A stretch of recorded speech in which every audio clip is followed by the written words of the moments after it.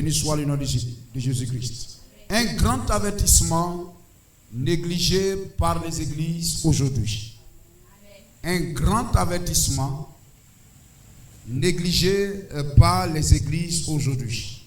Alors, nous prenons Éphésiens, chapitre 1er, le verset 15. Paul est notre Père général. Il est celui qui a apporté l'évangile aux nations. Amen. Voyez-vous, si un président décide, par exemple, de construire des hôpitaux dans chaque grand pôle du pays, dans chaque région du pays, il y a un appel d'offres. On appelle des sociétés à solutionner et il y a des sociétés qui sont retenues et envoyées dans ces régions-là pour aller construire un hôpital. Ce n'est pas la société qui dessine le plan, ce n'est pas la société qui est l'architecte, ce n'est pas la société qui décide de quelle dimension, de tout. Non, c'est le ministère qui envoie. C'est celui qui envoie, qui détermine quel type d'hôpital je veux, quelle pyramide sanitaire je veux. Amen. Pour cet hôpital, qu'est-ce que je veux? C'est le ministère qui donne le plan. C'est le ministère qui a sa vision. Et c'est le ministère qui envoie cette société. Gloire au Seigneur. Amen. Et cette société va et bâtit la maison, l'hôpital, selon la vision de celui qui l'a envoyé. Selon la parole et les exigences de celui qui l'a envoyé. Gloire au Seigneur. Amen. Et tout le monde, il y a des gens, des personnes qui seront recrutées pour travailler dans cette, dans la construction de cet hôpital. Il y aura des gens qui seront recrutés sur place. Il y aura des chefs de maçons. Il y aura des chefs d'électricité, chefs de peinture, etc. Mais il y a un qui est responsable. Amen. C'est celui qui a reçu, amen, qui a reçu le feu vert. Amen. Le soumissionnaire retenu. C'est celui qui est responsable. Amen. Alors quand le président ou le ministre va arriver dans telle région, lorsqu'il va visiter, amen, la structure en construction et qu'il trouve que l'électricité ici est mal faite, amen, la peinture ici est mal faite, le carreau ici est mal posé, il n'appellera pas le caroleur, il n'appellera pas l'électricien, il n'appellera pas le peintre, mais il appellera le soumissionnaire. C'est lui qui est attributaire du marché. Amen. C'est lui qui a reçu le marché. C'est lui qui est responsable. Parce que les autres ne sont que ses mains pour faire la peinture, l'électricité et tout cela. Gloire au Seigneur. Amen. Et l'apôtre Paul pour nous, c'est celui que Jésus-Christ a retenu et a envoyé vers les nations en dehors de la Palestine afin de lui bâtir une église. Amen.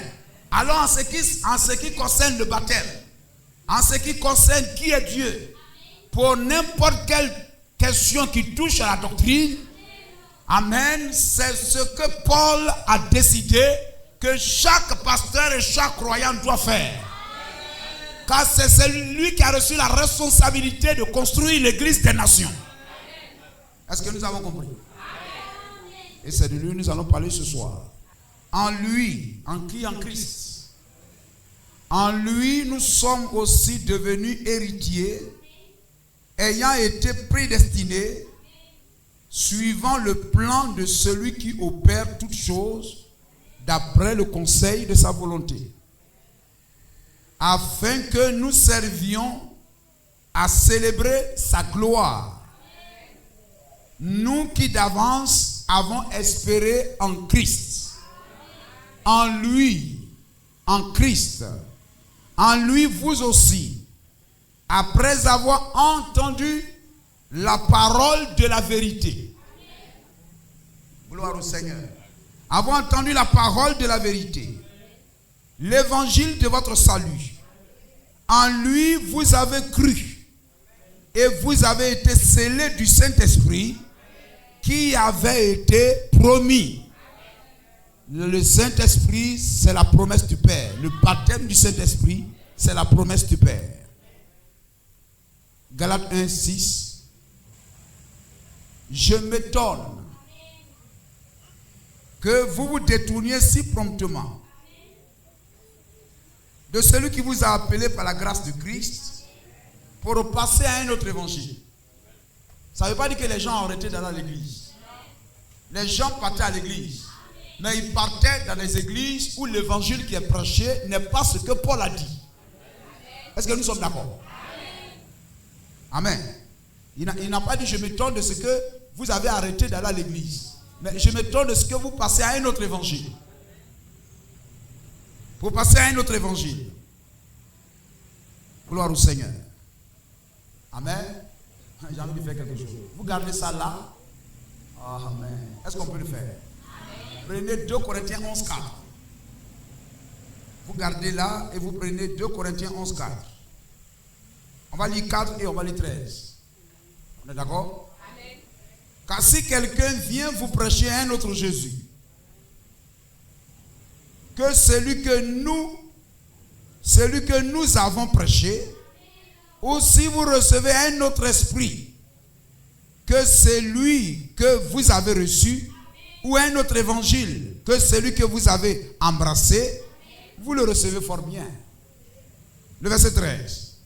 Ces hommes-là qui vous donnent un autre évangile, ces hommes-là sont de faux apôtres, des ouvriers trompeurs, déguisés en apôtres de Christ. Et cela n'est pas étonnant puisque Satan lui-même se déguise en ange de lumière. Il n'est donc pas étrange que ces ministres, les ministres de Satan, mais on les appellera les ministres de Dieu, mais ce sont les ministres de Satan. Ces ministres aussi se déguisent en ministres de justice. Leur fin sera selon leurs œuvres. Et nous revenons au Galates 1, 7. Et on peut reprendre le verset 6. Je m'étonne que vous vous détournez si promptement de celui qui vous a appelé par la grâce de Christ pour passer à un autre évangile. Non pas qu'il y ait un autre évangile, mais il y a des gens qui vous troublent. En d'autres termes, qui vous trompent, qui essaient de vous séduire et qui veulent altérer, diluer l'évangile de Christ. Mais si nous-mêmes,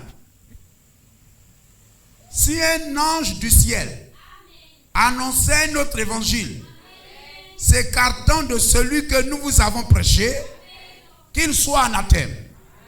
Et nous l'avons dit précédemment, et je le répète à cette heure, si quelqu'un vous annonce un évangile, s'écartant de celui que vous avez reçu, qu'il soit anathème.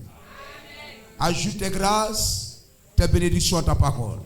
Fasse que nous soyons un peuple ferme. Non pas un peuple, ô Dieu, qui se laisse entraîner dans la légèreté. Mais dispose notre cœur à être des chrétiens fermes. Qui ne font pas de compromis avec la parole. Bénis cette assemblée, Père. Que ta grâce soit sur ce lieu. Dans le nom de Jésus-Christ. Amen. Loué soit le nom de Jésus-Christ. Un grand avertissement négligé par les églises aujourd'hui. Amen. Que Dieu nous aide à sortir de toute forme de légèreté. Amen. À quitter les sentiments. Et que les seuls sentiments qui doivent nous animer en ce qui concerne la parole de Dieu, ce sont les sentiments de l'Esprit de Dieu. Les sentiments d'obligation à être fidèle à ce que Dieu a dit. Nous ayons en nous la soif d'être fidèles à la vérité. Que l'Église sorte de toute forme de légèreté pour embrasser la fermeté. Gloire au Seigneur. Car la légèreté amène les fausses doctrines dans l'Église. La légèreté laissera entrer les fausses doctrines dans l'Église. La légèreté d'un chrétien, d'un croyant, le poussera à accepter ce que les autres disent, ce qui est même contraire à la parole, parce qu'il veut être aimé par tout le monde. Béni soit le nom de Jésus-Christ. Amen, frère. Nous venons à l'église. Amen. Nous venons à l'église pour obtenir quelque chose que le monde ne peut avoir, à moins de croire à l'évangile de vérité. Et Paul, nous avons lu Éphésiens, nous avons lu Galates. Gloire au Seigneur. Le gage, votre visa pour embarquer pour le ciel, c'est le baptême du Saint-Esprit. Et si je viens à l'église et que je ne l'ai pas, je suis venu en vain. Je suis venu en vain. J'ai négligé un si grand salut. Je me suis amusé. Où j'étais dans l'église, mais j'étais un faux adorateur. Il n'est pas dit que quelque part, quelqu'un ait reçu le Saint-Esprit en dehors de Jésus-Christ. En dehors de Jésus-Christ, en dehors de celui que Jésus-Christ a envoyé. Gloire au Seigneur. Il n'est personne qui ait reçu le Saint-Esprit, et le Saint-Esprit, c'est la vie éternelle. Le baptême du Saint-Esprit, c'est la récompense que Dieu donne à une personne, certifiant que la parole qu'il croit est la vérité, et que lui-même fait corps avec cette parole-là. Nous sommes d'accord? Béni soit le nom du Seigneur. Sans notre foi en la vérité, nous ne pouvons pas recevoir le Saint-Esprit. Parce que le Saint-Esprit, c'est Dieu en nous. C'est la divinité dans l'homme. Gloire à Jésus-Christ. Voyez-vous, et aujourd'hui, nous avons vu d'abord Jésus-Christ, Jésus allant vers Jean. Gloire au Seigneur. Jean est la parole. Et Jésus alla vers la parole. Nous avons vu Jésus et la colonne de nuée descendre sur Jésus. Gloire au Seigneur. Jésus amène l'esprit. Parce qu'il est conçu, il est l'esprit. Il est le fils de l'esprit. L'enfant, le Saint-Esprit te couvrira de ton ombre. C'est pourquoi le cet enfant qui sortira de toi sera appelé le fils du Saint-Esprit. Le fils de Dieu. Et il est allé vers Jean qui est le prophète. Amen. Et Jésus qui est la parole. Jean, il est une portion. Mais Jésus est la totalité. Gloire au Seigneur. De même que le Fils du Saint-Esprit est allé vers la parole. Amen. Le Saint-Esprit, toute la fontaine de Dieu, toute la fontaine de l'Esprit. Le Saint-Esprit sous la forme d'une colombe. La colonne de nuée, la théophanie de Dieu, elle a visité la parole. Gloire à Jésus-Christ. Amen. Alléluia. Sans la vérité, il est impossible de recevoir le Saint-Esprit. Et nous lisons dans tout le Nouveau Testament, pour qu'une personne reçoive le Saint-Esprit, il doit premièrement recevoir la parole. Gloire au Seigneur. On ne parle même pas du baptême, etc. Mais la parole. Il doit croire la parole. Pierre prêche dans la maison de Corneille, il croit et le Saint-Esprit descend. Béni soit le nom du Seigneur. Regardez par exemple dans l'Ancien Testament, au jour de Moïse, les 70 sur qui Dieu a mis l'esprit de Moïse, a pris l'esprit qui était sur Moïse. L'esprit qui était sur Moïse, c'était l'esprit de Dieu. Et Dieu a pris cet esprit dans une portion moindre pour mettre sur ces 70 là. Mais avant que Dieu ne mette sur eux, il faudrait que ces 70 là suivent d'abord Moïse. C'est parce qu'ils étaient dans la marche avec Moïse. Donc c'est les gens qui étaient dans le message de Moïse. C'est eux qui ont reçu l'esprit. Béni soit le nom de Jésus-Christ. Gloire à Jésus-Christ. Amen. Si nous prenons acte 5, 32, le Saint-Esprit, c'est la divinité dans l'homme. C'est-à-dire Dieu fait de l'homme un Dieu. Béni soit le nom du Seigneur. Un Dieu amateur. Parce que le Saint-Esprit, c'est Dieu. Et le Saint-Esprit dans l'homme, c'est Dieu dans l'homme. Il a la divinité. Gloire à Jésus-Christ. Amen. Le baptême du Saint-Esprit est la conséquence.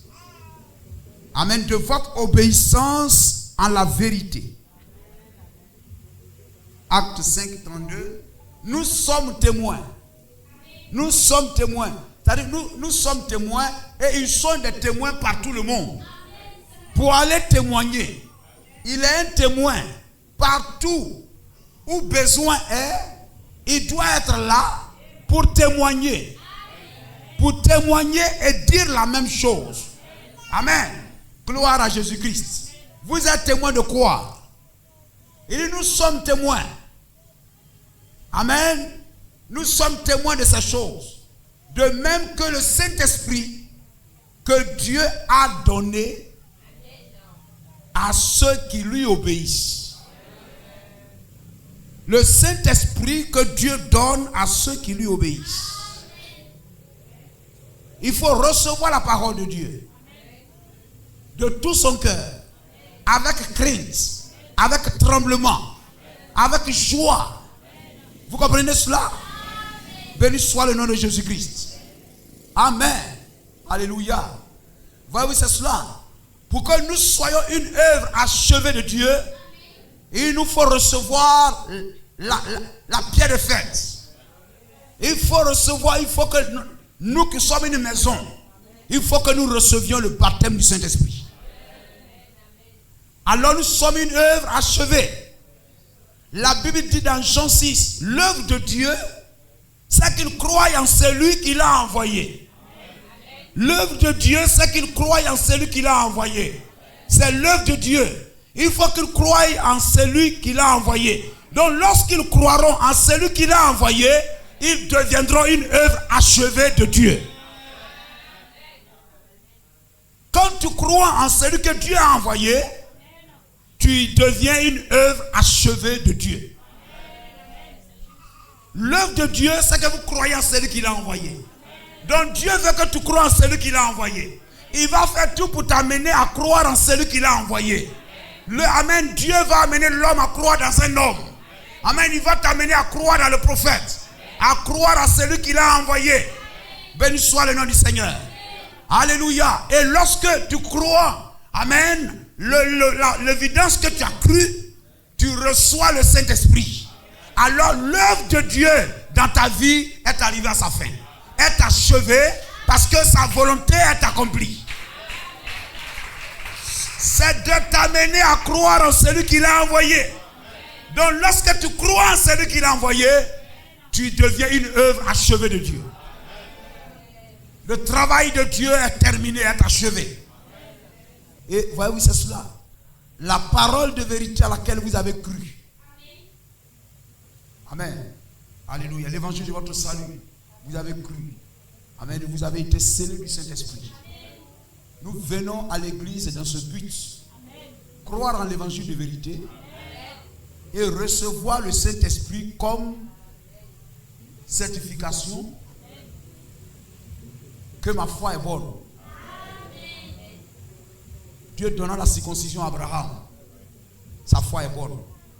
Dieu me donne la circoncision du cœur, ma foi est bonne. Dieu certifie que ma foi dans la parole lui est agréable. Béni soit le nom du Seigneur. Gloire au Seigneur. Amen. Et si une personne reçoit une parole contraire, il va recevoir l'auteur de cette parole. Lorsque vous venez à l'église, vous recevez l'auteur de la parole dans laquelle vous croyez. Est-ce que nous comprenons cela? Si c'est la parole de Dieu à laquelle je crois, je vais recevoir l'auteur de cette parole-là. Si je crois en la vérité, je vais recevoir Dieu. Si je crois en une parole antichrist, je vais recevoir l'antichrist. Vous comprenez cela? Donc, tu ne peux pas être dans l'église et refuser de croire la parole qui est prêchée. Tu vas recevoir, parce que nous sommes ici à table. Hein? Judas était là et les pierres aussi étaient là. Ils étaient à table pour manger le pain et le vin. N'est-il pas merveilleux? Gloire au Seigneur. Abraham a mangé le pain et le vin avec Melchisedec. Et Abraham a reçu la circoncision. Nous sommes à table pour manger le pain et le vin. La parole, la révélation de la parole. Nous sommes à table.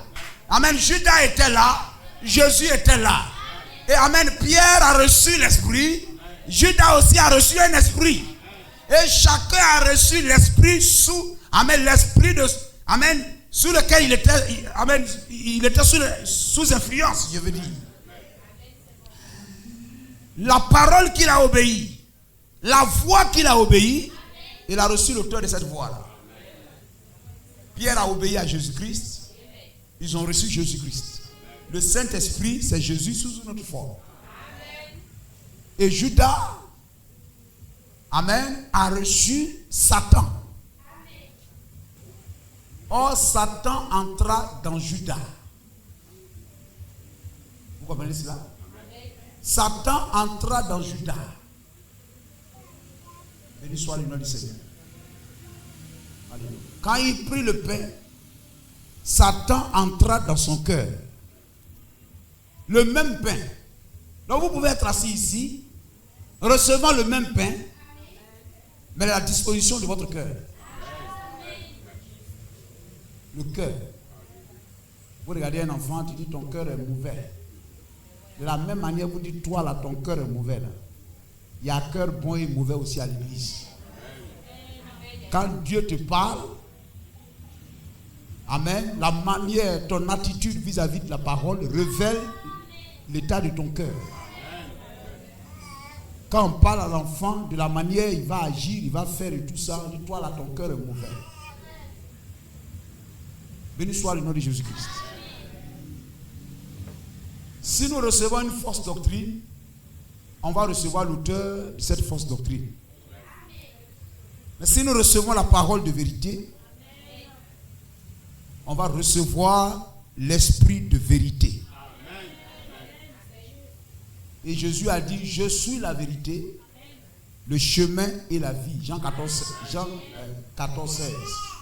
Et la vérité. Et nul ne peut venir au Père sans moi.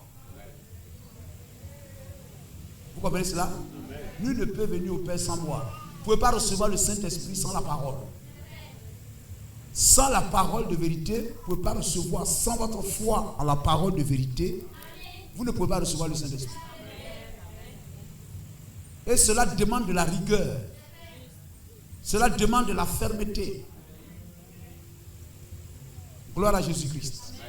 Le croyant doit être ferme. Béni soit le nom du Seigneur.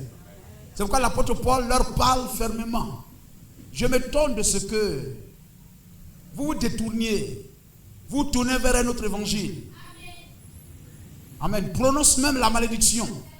C'est un avertissement que l'apôtre donne à l'église.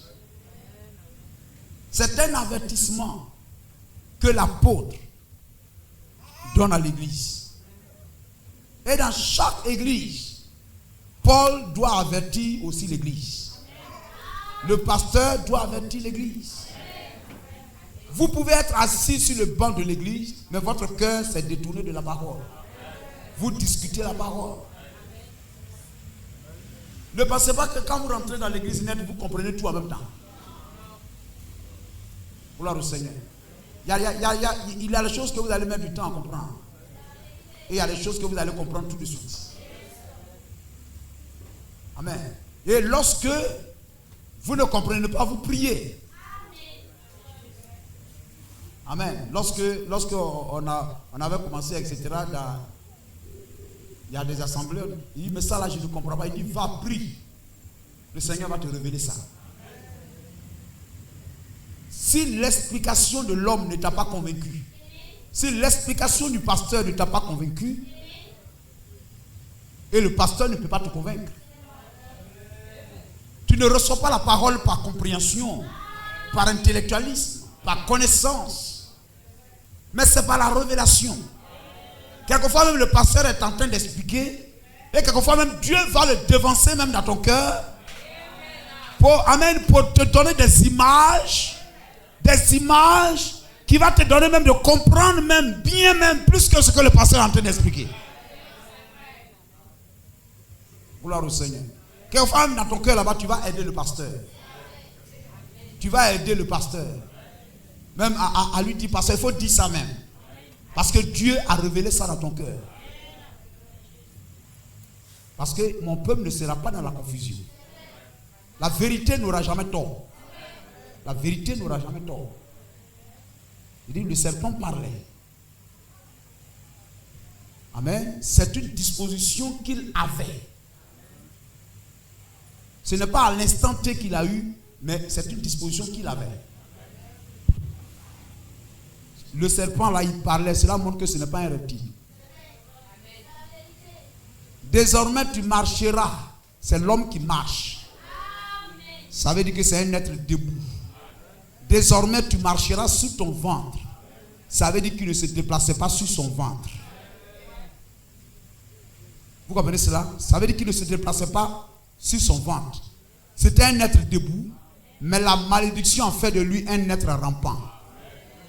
Et si Dieu dit à un être qui rampe, désormais tu ramperas sur ton ventre, vous comprenez? Ça n'a aucun sens. C'est qu'il y a quelque chose qui ne va pas. Béni soit le nom du Seigneur. Il parle, il marche, il raisonne avec la parole. Un animal ne parle pas, ne raisonne pas. Ça veut dire que ce tête-là, il parlait déjà. Ève n'était pas surprise de le voir en train de parler. Et il a dit, mais l'âne de Balaam a parlé à Balaam. Très bien. Il dit, mais l'âne de Balaam, qui lui a fait parler? Est-ce que l'âne de Balaam parlait avant? Ne parlait pas.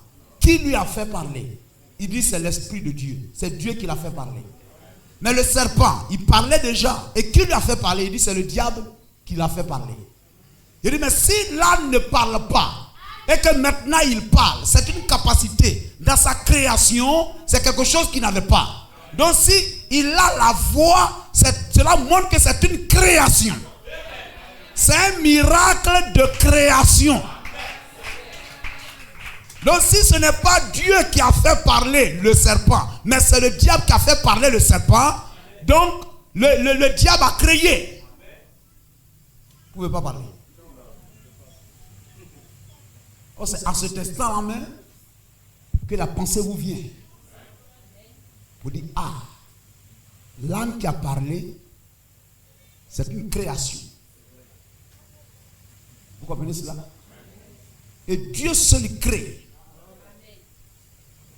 Amen. Donc si vous ramenez ce qui s'est passé avec l'âne de Balaam au serpent, vous faites du serpent, vous faites du diable un créateur. Alléluia. Lorsque nous sommes assis dans l'église, notre cœur doit être en ordre avec la parole. Alléluia. Si le prédicateur dit quelque chose, parce que le diable il rôde, lorsque les enfants, je crois que quand Dieu venait prêcher, le serpent était là. Parce que William Branham dit, vous allez trouver dans l'église, c'est 3 catégories de personnes. Amen. L'incrédule, le soi-disant croyant, et puis le croyant. L'incrédule, c'est celui qui n'est même pas inscrit dans le livre de vie. Amen. Le soi-disant, son nom y était, et son nom a été effacé. Mais le vrai croyant, son nom y était, son nom est dans le livre de vie, mais plus que ça, dans le livre de vie de l'agneau. Béni soit le nom du Seigneur. C'est très important. Lorsque l'évangile est prêché, le diable rôde. cherchant à vous faire douter de la parole. Il est un esprit qui peut rôder autour de toi. Il peut te ramener même des pensées dehors. Il a dit ça, mais il y a ça là. Il a dit ça, mais il y a ça là. Il a dit ça, mais il y a ça là. Ne restez pas avec ça. N'allez pas à la maison avec ça. Ne gardez pas ça dans votre cœur. Le diable va exploiter ça. Il va utiliser ça pour vous ronger. Amen. Le pasteur peut dire quelque chose. Et puis tu peux ne même pas comprendre ce qu'il a dit. Et parce que tu n'as pas bien compris ce qu'il a dit, le diable va te faire comprendre autre chose. Et tu vas penser que c'est ce que le pasteur a dit. Or, ce n'est pas ce qu'il a dit. Donc, à chaque fois que tu as une pensée, une réflexion contraire à ce que tu penses que le pasteur a dit, va vers le pasteur. Est-ce que nous avons compris? C'est la grâce de Dieu. Quand le pasteur a parlé, ce que tu as compris, il dit, ah, voici ce que le pasteur a dit. Peut-être même que tu as mal compris ce qu'il a dit. Et parce que ce qu'il a dit, c'est comme ça que tu as compris. Alors quelque chose dans ton cœur vous dit ce qu'il a dit là, c'est faux, c'est pas la parole. Or peut-être que tu as mal compris ce qu'il a dit. Béni soit le nom du Seigneur. Si tu ne vas pas vers lui pour comprendre, pasteur, ce que tu as dit là, je n'ai pas bien compris. À chaque fois que tu as une compréhension contraire à ce que tu penses que le pasteur a dit, va vers lui. Que l'assemblée dise amen. C'est-à-dire quand un prophète vient, son message c'est de la Genèse à l'Apocalypse. Son message a un Genèse et jusqu'à un Apocalypse. Il commence jusqu'au 24 décembre 1965. Il a son commencement jusqu'à la fin. La compréhension que tu as de ce que tu penses que le prophète a dit, il faut que cela tienne du début là-bas jusqu'à la fin. Est-ce que c'est cette pensée que le prophète a développée? Sinon, le prophète dit qu'il reste, par exemple, 70 semaines, il reste 7 ans. Quand tu dis il reste 7 ans, tu prends depuis où il a commencé, c'est-à-dire de la Genèse. Genèse signifie commencement. Tu vas depuis là-bas et tu fais promener les 7 ans là. Il reste 7 ans, il reste 7 ans, il reste 7 ans, il reste 7 ans. Tu vas jusqu'à tu arrives là, la communion en décembre et tout ça. Tu vas jusqu'à tu arrives ici. Ah, il reste 7 ans. Hein? Moi, je pense que le prophète a dit qu'il reste 7 ans. Peut-être que tu as mal compris ce qu'il a dit. Mais si tu ne lui poses pas la question pour savoir, il reste 7 ans ou 3 ans et demi, tu iras avec les 7 ans disant que c'est le prophète qui a dit alors que tu l'as mal compris. Que l'assemblée dise amen. C'est quelque chose de très profond, je suis en train d'expliquer. Il y en a aujourd'hui, il dit il reste 7 ans. Il dit sur le message. Or, la question a été posée par les chrétiens bien. Il y en a qui ont posé la question au prophète à mi-chemin. Parce que quand il a commencé à développer pour aller. Question-réponse. Frère Branham, reste-t-il 7 ans ou 3 ans et demi? Donc il y en a qui ont attendu 7 ans, ils sont partis à 7 ans. Non, il reste 7 ans, il reste 3 ans, non, il reste 7 ans, il reste 7 ans, il est parti. Il y en a qui. Il dit qu'il reste 7 ans, mais il reste. Je ne comprends pas bien. Il reste 7 ans, mais 3 ans et demi. Ils sont venus. Frère, question-réponse. Reste-t-il 7 ans ou 3 ans et demi? Il dit, si vous m'avez compris, si vous avez compris, si vous croyez qu'il reste 7 ans, vous m'avez mal compris. Il reste 3 ans et demi. Donc voici les gens qui sont partis là-bas. Il dit, il reste 7 ans, il dit, crois au prophète. Mais il y en a qui sont arrivés là, il y en a, il reste 3 ans et demi. C'est clair. Il y en a dont le cœur balance. Ils sont venus poser la question. Vous comprenez cela? Béni soit le nom du Seigneur. Si tu crois en fonction de ce que le pasteur a dit, voici la pensée que tu as développée. Si cela va à l'encontre de ce que le pasteur a dit, va vers lui. Je n'ai pas bien compris. Est-ce que c'est ce que vous voulez dire? Amen. Alors, il va réexpliquer. Il dit, ah, j'avais mal compris ce que vous voulez dire. Le diable rôde.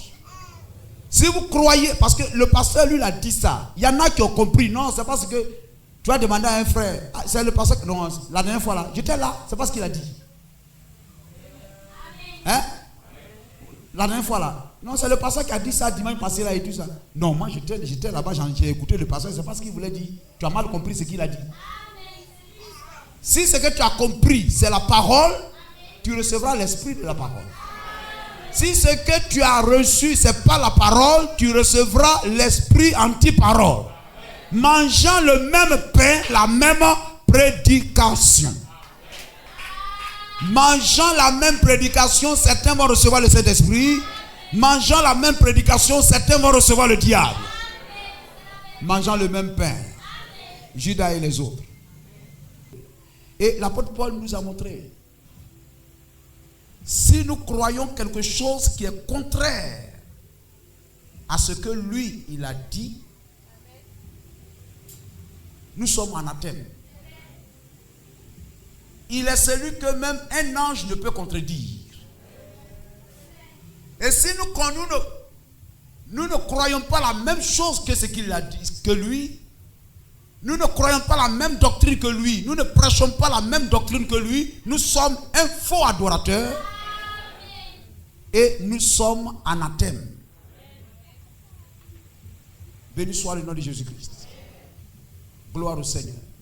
Alléluia. Et nous savons que l'apôtre Paul, amen, comme je l'ai expliqué, c'est lui qui est le messager à l'église des nations. Ce que Moïse est dans l'Ancien Testament, c'est ce que Paul est dans le Nouveau Testament. Les choses qui doivent arriver. Si ta vie est contraire à ce que Paul a dit, tu ne recevras pas la bénédiction promise. On a lu le Saint-Esprit qui a été promis. Si ta parole est contraire à la parole de Paul, si ce que tu crois est contraire à ce que Paul a dit, tu ne recevras pas l'Esprit promis. Donc si tu es dans une église qui prêche des doctrines contraires à ce que Paul a prêché, cette église est dans une fausse adoration et cette église ne recevra pas l'Esprit promis. Est-ce que c'est la vérité? C'est la vérité. Ne soyons pas légers. Soyons fermes. Béni soit le nom du Seigneur. Il faut être ferme. Un enfant de Dieu, c'est la rigueur. Et vous voyez, Moïse a écrit les 4 premiers livres de l'Ancien. C'est lui qui a écrit l'Ancien Testament. C'est-à-dire quand William Branham dit c'est Moïse qui a écrit l'Ancien Testament, vous allez voir que Moïse a écrit de la Genèse à Deutéronome. Mais tout ce qui a suivi, amen, c'est appuyé sur ce que Moïse a dit. C'est de réveiller ce que Moïse a dit. C'est de ramener ce que Moïse a dit. Tout ce qu'il pouvait dire là-bas, il faut le comparer à Moïse. Si c'est contraire à Moïse, c'est faux. Le salut est dispensationnel. Donc quand l'apôtre Paul prêche, pose les fondements de l'église, amen, tous prédicateurs, prophètes, messagers, tous ceux qui vont venir après, tout ce qu'ils vont prêcher et dire doit s'aligner sur ce que Paul a dit. Moïse a écrit les 4 premiers livres de l'Ancien. C'est lui qui a écrit l'Ancien Testament. Le reste de cela, c'était les lois et les rois et les psaumes et ainsi de suite. Ce qui a été écrit au sujet des prophètes. Mais Moïse a écrit les lois, les 4 premiers livres de la Bible. La Genèse, l'Exode, Lévitique, le Deutéronome, Nombre, etc. Et Paul, lui, a écrit le Nouveau Testament. Est-ce que vous le croyez? Donc c'est Paul qui a écrit le Nouveau Testament. Il est l'auteur du Nouveau Testament. Donc un pasteur, un croyant, qui qu'il soit, ne peut pas contredire Paul. Parce que Paul, il est le Nouveau Testament. Le messager et le message sont un. C'est lui qui a écrit le Nouveau Testament. C'est le message. Le message et l'auteur sont un. Béni soit le nom du Seigneur. Donc, tout pasteur ne peut contredire l'apôtre Paul. La légèreté de l'église a ouvert la porte à beaucoup de choses. Aujourd'hui, on ne prêcherait pas, on ne parlerait pas d'une femme qui prêche. La légèreté du monde. La légèreté du monde a laissé rentrer des lois homosexuelles. La légèreté de nos sociétés. La légèreté, amen, de nos dirigeants a laissé entrer des lois qui soutiennent l'homosexualité. Le président ghanéen, je ne sais pas s'il a ratifié ou non, mais il devait prendre un décret pour sanctionner l'homosexualité au Ghana. Mais de partout, l'ONU, de ceci, etc. Non, il ne faut pas prendre cette décision. Les gens ont commencé à marcher. Non, il ne faut pas faire, etc. Il faut être ferme ou bien il faut être léger. S'il est léger, celui qui est léger tombe sous l'influence des autres. Le chrétien qui est léger tombe sous l'influence de tout le monde. Béni soit le nom du Seigneur. La légèreté de nos pays, de nos dirigeants, etc. a laissé entrer des lois. Il n'y a plus de loi. On peut dire il n'y a plus de loi. Il n'y a plus d'interdit. Il n'y a plus de censure. Il n'y a plus d'interdit, il n'y a rien. Et le chrétien qui se tient dans l'église et qui n'est pas rigoureux, qui n'est pas ferme, quel que soit ce que le pasteur va prêcher, un moustique va le faire changer d'avis. Un moustique va le faire changer d'avis. Parce qu'il est sous l'influence d'une fille au dehors. Il est sous l'influence d'une personne au dehors, d'un frère, de papa, de maman, etc. Jésus a dit, si vous avez votre père, votre mère, votre travail, quoi que ce soit plus que moi, vous n'êtes pas digne de moi. Gloire à Jésus-Christ. La rigueur, la fermeté, que Dieu nous aide. L'apôtre Paul dit, Dieu ne nous a pas appelés à un esprit de timidité. Amen. Mais à un esprit de force. Quelqu'un qui peut être intimidé. Non. Mais il faut être ferme. Alléluia. La légèreté de l'église a ouvert la porte à n'importe quelle doctrine. Aujourd'hui, si vous voulez trouver une église qui fait ça, vous allez trouver. Si vous voulez trouver une église qui fait ça, vous allez trouver. Mais pourtant, elle se réclame de Jésus. Aujourd'hui, amen, aujourd'hui, le monde dit, amen, homosexualité, oui, je suis d'accord, on n'est pas d'accord. C'est la légèreté de nos pays qui a laissé rentrer ça. Gloire au Seigneur. Même si ce sont les signes du temps de la fin, ce n'est pas Dieu qui vous dit de faire, mais Dieu savait que vous allez faire. Ce n'est pas Dieu qui amène les gens à faire, mais Dieu sait que les gens vont faire. Quand Dieu dit, à la fin des temps, les gens seront homosexuels, ça ne veut pas dire que Dieu va amener les gens à être homosexuels. Mais Dieu savait par son omniscience que les gens seront homosexuels. Donc tu ne peux pas être homosexuel et justifier ça. Amen, justifier pour dire que Dieu même a dit que ça sera comme ça. Non, Dieu savait que tu ferais ça. Nous sommes d'accord? Béni soit le nom du Seigneur. Donc aujourd'hui dans l'église, etc., une femme ne doit pas prêcher, une femme doit prêcher, etc. et tout. C'est la légèreté. c'est la légèreté. Parce qu'on ne veut pas appliquer les lois.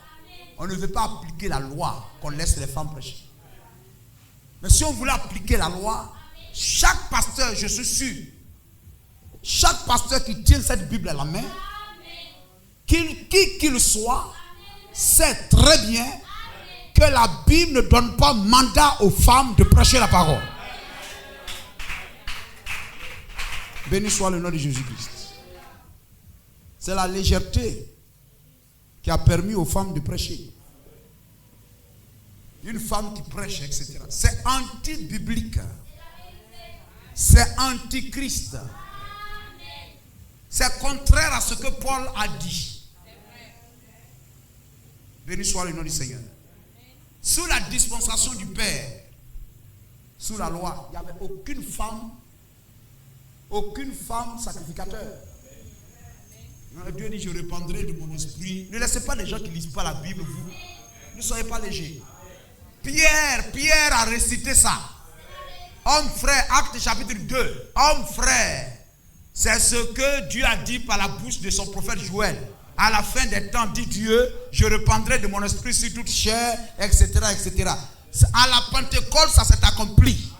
Et Pierre et Paul se sont tenus là fermement pour dire qu'une femme ne doit pas prêcher. Les gens sous l'influence de Joël 2,28 ont condamné le ministère de la femme. Donc la femme ne doit rien faire. La Bible dit, Tite 2, 4 là-bas, etc., que les plus âgés apprennent aux jeunes comment s'habiller, comment être une bonne femme au foyer. Les sœurs âgées doivent apprendre les sœurs comment une chrétienne doit s'habiller. Parce qu'il y a des choses qu'un frère ne peut pas dire à une sœur. Même le pasteur même sera un peu dérangé de s'asseoir pour parler de ça avec une sœur. Mais les âgés, le Saint-Esprit vous a enseigné. Vous faites asseoir la sœur et puis vous lui parlez. L'apôtre Pierre dit, c'est ce que Joël 2 a dit. Il y avait les trois filles de Philippe prophétisaient. Dans l'assemblée de William Branham, des femmes parlent la langue, interprètent, prophétisent. Dans l'Ancien Testament, il y avait des femmes prophétesses. Amen, c'est-à-dire qu'ils sont des voyantes. Il y avait des femmes voyantes. Béni soit le nom du Seigneur. Amen. Il y avait des hommes d'autres tribus qui prophétisaient. La Bible dit dans 1 Samuel là-bas que Saül prophétisait jusqu'à même devant Samuel. Saül prophétisait devant Samuel. Mais Saül ne pouvait pas offrir un sacrifice à l'Éternel. Saül a prophétisé, mais le jour où Saül a voulu se faire passer pour jouer le rôle d'un sacrificateur, il a perdu sa couronne royale. Vous comprenez? Saül a prophétisé. Vous savez cela?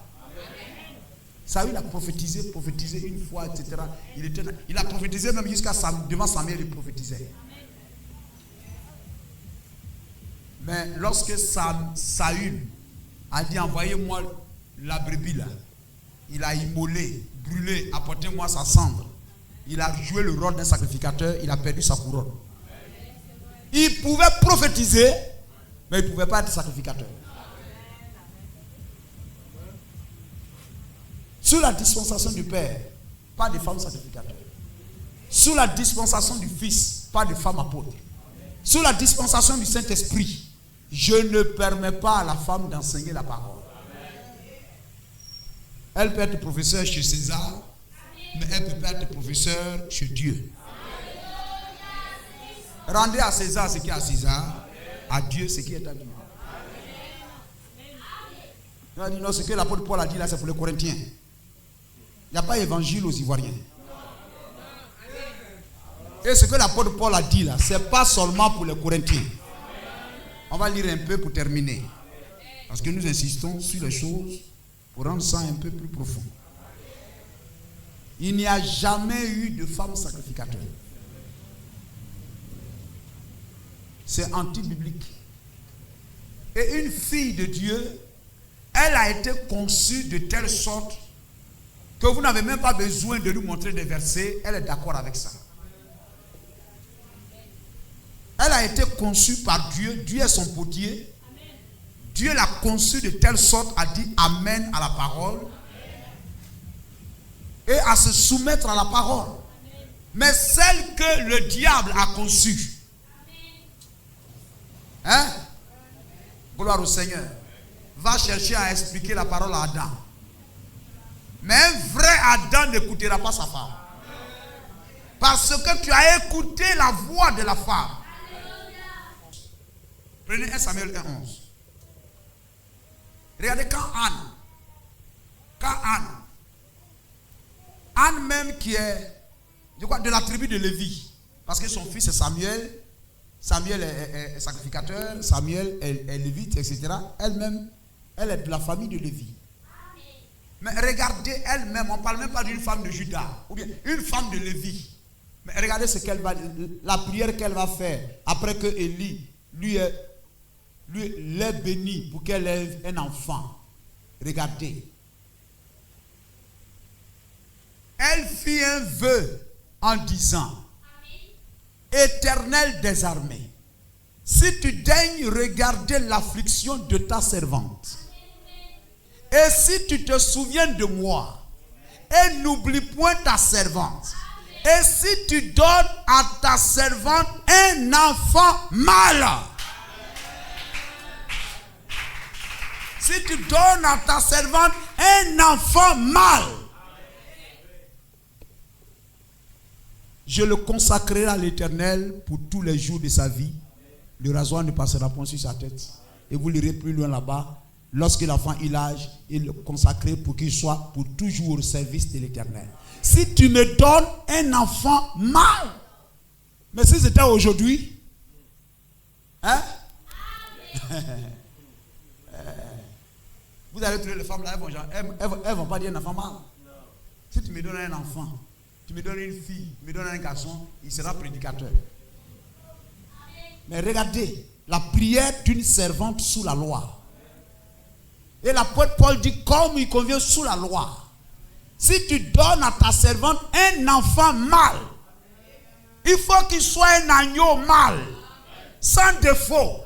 Il faut qu'il ne soit pas condamné par Lévitique 21, qu'il n'ait pas de défaut corporel.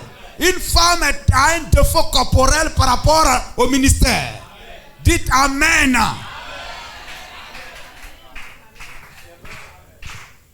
Quand une femme naît, elle a un défaut corporel. De par sa naissance, de par son anatomie, elle a un défaut corporel par rapport au ministère. Les critères pour être ministre, enseignant de la parole de Dieu, elle est disqualifiée.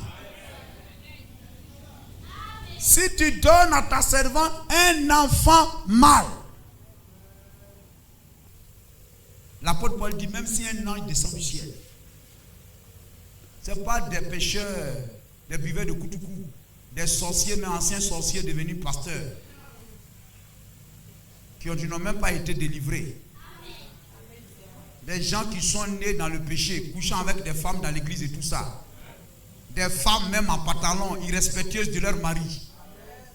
Qui se promènent avec des ongles, amen, comme, je ne sais pas quoi, des crochets. Vous qui ne descendez même pas du ciel, mais vous êtes sortis de la terre. De la terre. Des entrailles. L'apôtre Paul prend le ciel, amène à témoin. Il lance un défi au ciel. Il est ici, il parle, parce qu'il est un ange. Il est l'ange de Dieu. Amen. Il est sous l'influence de l'ange de l'alliance. Il est sous l'influence de la colonne de feu, de l'ange de l'alliance. Il défie, amen, il prend le ciel à témoin. La terre est sous la terre. Si quelqu'un, si moi-même, je viens dire ça, donc s'il dit moi-même je viens pour contredire, ça veut dire que ce qu'il dit là, c'est l'ainsi parle le Seigneur. C'est l'ainsi parle le Seigneur. Si un ange ne peut contredire, lui-même ne peut contredire, c'est que c'est l'ainsi parle le Seigneur. Paul, appelé à être apôtre de Jésus-Christ par la volonté de Dieu, et le frère Sostène à l'église de Dieu qui est à Corinthe. Qui est à Corinthe. Ça fait 1. Est-ce que c'est point? Virgule. À Corinthe. À ceux qui ont été sanctifiés en Jésus-Christ. Donc on dépasse Corinthe. Appelés à être saints. Et à tous ceux qui invoquent en quelque lieu que ce soit le nom de notre Seigneur Jésus-Christ, leur Seigneur et le nôtre.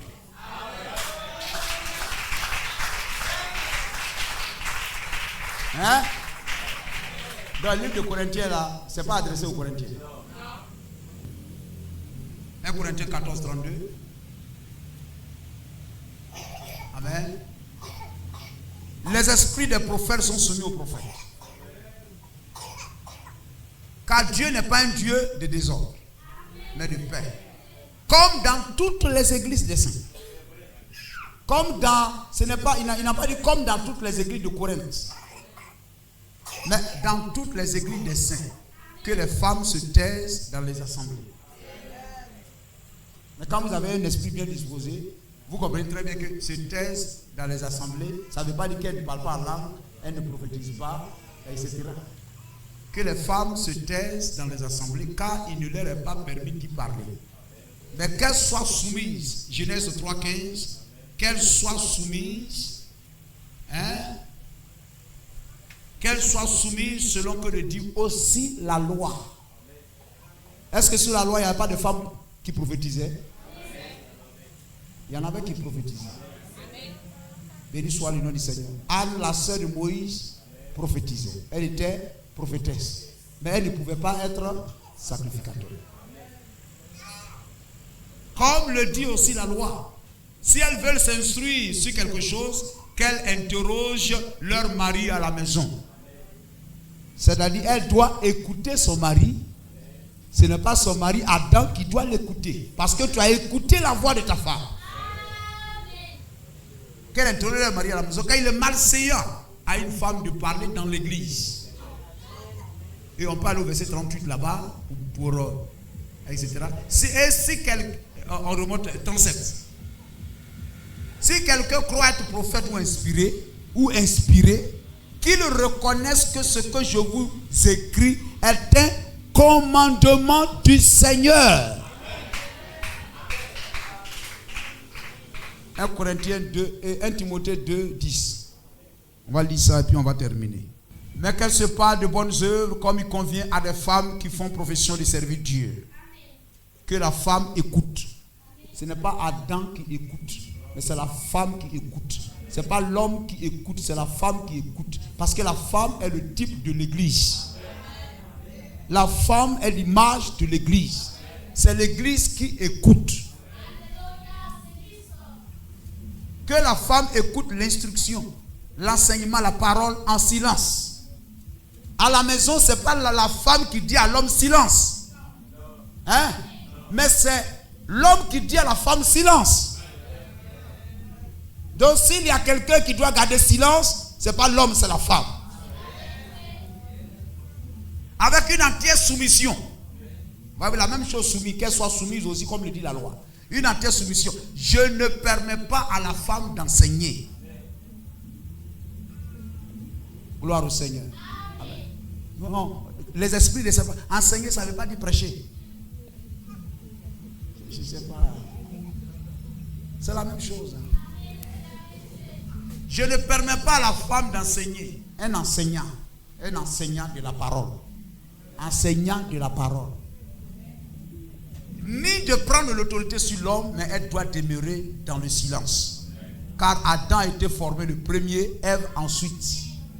Et ce n'est pas Adam qui a été séduit, c'est la femme qui séduite s'est rendue coupable de transgression. Elle sera néanmoins sauvée en devenant mère. Si elle persévère avec modestie dans la foi, dans la charité, dans la sainteté. Les filles de Dieu savent que c'est la vérité. et elles se soumettent simplement à la parole. Que Dieu vous bénisse.